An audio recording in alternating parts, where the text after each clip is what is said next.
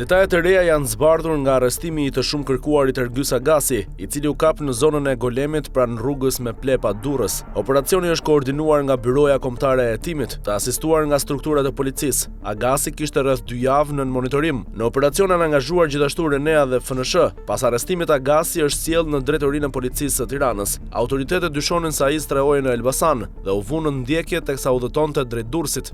Gjatë operacionit janë sekuestruar edhe disa çanta, por deri tani nuk është bërë ditur për mbajtja e tyre. Në të njëjtin aksion është arrestuar edhe Uljan Shpataraku, ish punonjës policie, i cili akuzohet për përkrahje të autorit të krimit në lidhje me Agasin. Agasi kërkoi që prej dhjetorit të vitit të kaluar, pasi gjykata e posaçme kishte caktuar ndaj tij masën e sigurisë arrest me burg. Gjatë operacionit të 16 dhjetorit 2025, agentët e BKH-s dhe policia ushtruan kontrolle në ambiente të lidhura me të, por biznesmeni nuk u gjet dhe prej atij momenti qëndroi në arati. Arrestimi i tij mbyll kështu një arati që nisi me shpërthimin e një prej dosjeve të SPAK për prokurimet publike. Agasi dhe biznesmeni Ermal Beqiri konsiderohen nga organi i akuzës si figura kyçe e mekanizmit të dyshuar kriminal që vepronte rreth tenderëve të Akshit. Beqiri u arrestua në Francë më 24 korrik, ndërsa autoritetet franceze po shqyrtojnë kërkesën shqiptare për ekstradim.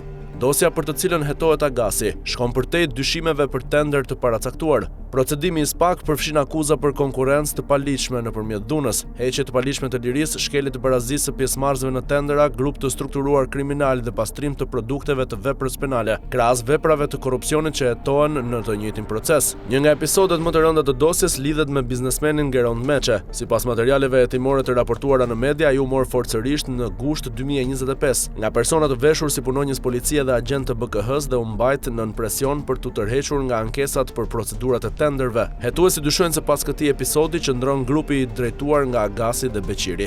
Një tjetër kapitull i dosjes lidhet me pasurinë. Më 21 prill 2026, SPAK njoftoi sekuestrimin e pasurive me vlerë të përgjithshme mbi 40 milion euro në kuadër të procedimit penal.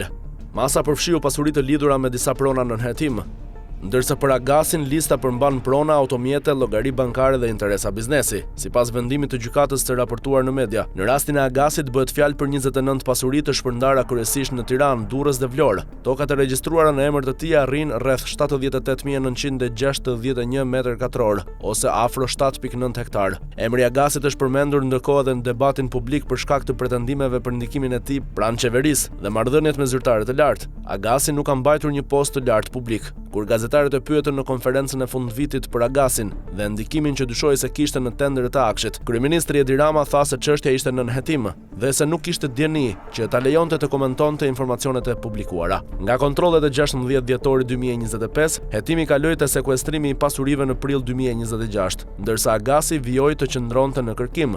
Për muaj me radhë, qarkulluan versione se ai mund të ishte larguar jashtë Shqipërisë. Disa raportime të tjera e vendosin brenda vendit, me Elbasanin si një prej zonave ku dyshoi se strehoi. Monitorimi i 2 javëve të fundit çoi në lokalizimin e tij me ekzekutimin e masës arrest me burg. Ergjys Agasi pritet të përballet me akuza dhe materialet që SPAK ka administruar në dosjet e Akshit.